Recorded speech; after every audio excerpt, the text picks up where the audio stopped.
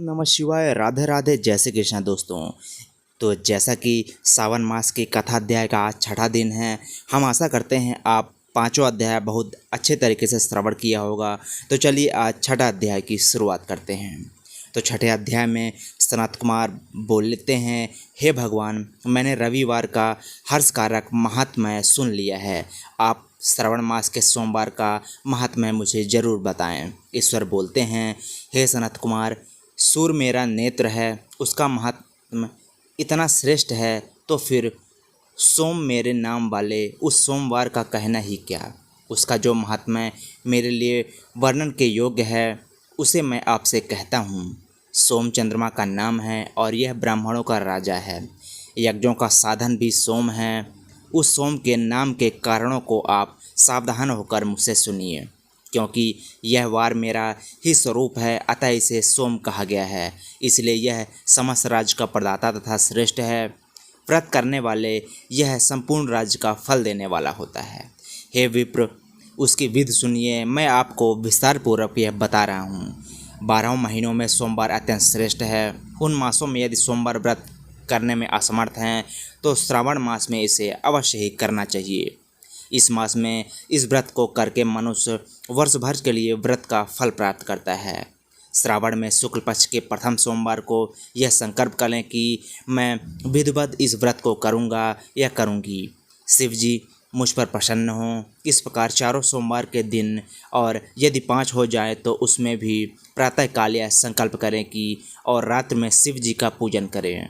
यदि अधिक मास में सोमवारों की संख्या बढ़ जाती है तो सावन मास में जितने भी सोमवार पड़ते हैं वह व्रत जरूर करें।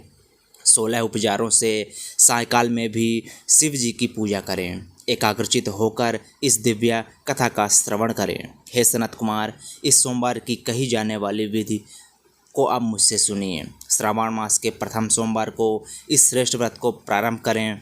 मनुष्य को चाहिए कि वह अच्छी तरह से स्नान कर पवित्र होकर श्वेत वस्त्र धारण करे और काम, क्रोध, अहंकार, द्वेष, निंदा आदि का त्याग करके मालती, मल्लिका आदि श्वेत पुष्पों को लाए। इनके अतिरिक्त अन्य विधिवत पुष्पों से तथा अभीष्ट पूजनोपचार के द्वारा त्रयंबकम इस मंत्र को शिव जी से की पूजा करें। इसके बाद कहें, मैं सब भवनाश महादेव, उग्र, उग्रनाथ, भाव, शशिमौली, रुद्र, नीलकंठ, शिव तथा भवहारी का ध्यान करता हूँ। इस प्रकार मैं विभव के अनुसार मनोहर उपचार के देवेश में शिव का विधिवत पूजन करें। जो इस व्रत को करता है उसके पूर्ण फल को सुनिए। जो लोग सोमवार के दिन पार्वती सहित शिव की पूजा करते हैं वे पुनर्वित से रक्षित अक्षय लोक प्राप्त करते हैं। हे सनत कुमार, इस मास में नक्त व्रत से जो पुण्य प्राप्त होता है उसे मैं संक्षेप में बताता हूँ। देवता तथा दानवों से भी अभेद 7 जन्मों का अपरजित पाप नक्त भोजन से नष्ट हो जाता है। इसमें संदेह नहीं करना चाहिए, अथवा इस अनित्यम व्रत को उपवास पूर्वक करें। इसके करने से पुत्र की इच्छा रखने वाले को मनुष्य को पुत्र की प्राप्त होती है और धन चाहने वाले को धन की प्राप्त होती है। वह जिस जिस अभीष्ट की कामना करता है उसे मिल जाता है। इस लोक में दीर्घकालिक वांछित सुखोभोग को भोग कर अंत में श्रेष्ठ विमान पर अरुण होकर वह रुद्रलोक में प्रतिष्ठा प्राप्त करता है। वहीं चित्त चंचल और धन चंचल और जीवन भी चंचल है, ऐसा समझकर प्रयत्नपूर्वक व्रत का उद्यापन करना चाहिए। चांदी के वृषभ पर विराजमान सुवर्ण निर्मित शिव जी तथा पार्वती जी की प्रतिमा अपने सामर्थ्य के अनुसार बनवानी चाहिए। इसमें धन की कृपणता नहीं करनी चाहिए। इसके बाद एक दिव्य तथा शुभ लिंगोद्भृत मंडल बनाएं। उसमें 2 श्वेत वस्त्रों से युक्त एक घट स्थापित करें। घट के ऊपर तांबे अथवा बांस का बना हुआ पात्र रखें और उसके ऊपर उमा सहित शिव को स्थापित करें। उसके बाद श्रुति स्मृत तथा पुराणों में कहे गए मंत्रों की से शिव जी की पूजा करें। पुष्पों का मंडप बनाएं और उसके ऊपर सुंदर चंदोबा लगाएं। उसमें गीत तथा मधुर बाजों को बजाएं। ध्वन के साथ रात में जागरण अवश्य करें। इसके बाद बुद्धिमान मनुष्य अपने गृह सूत्र में निर्दिष्ट विधान के अनुसार अग्नि स्थापन करें और फिर सब आदि 11 श्रेष्ठ नामों से पलाश की समाधियों से 108 आहुति प्रदान करें।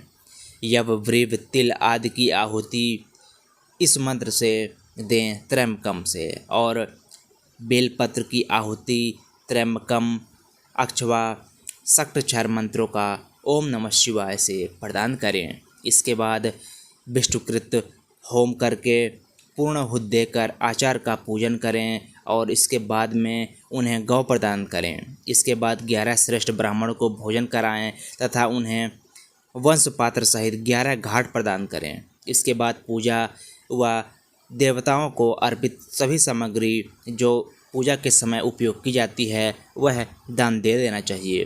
तत्पश्चात प्रार्थना करें, मेरा व्रत परिपूर्ण हो, मैं शिव जी को प्रसन्न करूँ व शिव मुझसे प्रसन्न हों। उसके बाद बंधुओं के साथ हर्षपूर्वक भोजन करें। इसी विधान से जो मनुष्य व्रत को करता है वह जिस अभीष्ट अभिलाषित वस्तु की कामना करता है उसे वह प्राप्त हो जाता है और अंत में शिवलोक को प्राप्त होकर उस लोक को में पूजित हो जाता है। हे सनत कुमार, सर्वप्रथम श्री कृष्ण ने इस मंगलकारी सोमव्रत को किया था। श्रेष्ठ आस्तिक तथा धर्मपरायण राजाओं ने भी इस व्रत को किया था। जो इस व्रत का नित्य श्रवण करता है वह भी उस व्रत को करने का फल प्राप्त करता है। और इस प्रकार श्री स्कंद पुराण के अंतर्गत ईश्वर और सनत कुमार संवाद में श्रावण मास के महात्म्य में सोमवार व्रत कथन का 6ठा अध्याय पूर्ण हुआ। आशा करते हैं दोस्त आप इसे ठीक प्रकार से श्रवण किया हुआ होगा, वह अपने जीवन में जरूर वह लाएंगे, वह सोमवार का व्रत श्रावण मास में जरूर करेंगे। तो क्रमशः हम आगे सावन मास के कथाध्याय 7 कल सुनाने वाले हैं। आशा करता हूँ कि ज़रूर आप सुनेंगे। इसी प्रकार की कथा, पूजा पाठ सामग्री, राशिफल संबंधित जानकारी के लिए आप हमारे YouTube चैनल को सब्सक्राइब करना बिल्कुल भी न भूलें और वीडियो को दोस्तों लाइक ज़रूर करें। ओम नमः शिवाय। राधे राधे। जय श्री कृष्ण।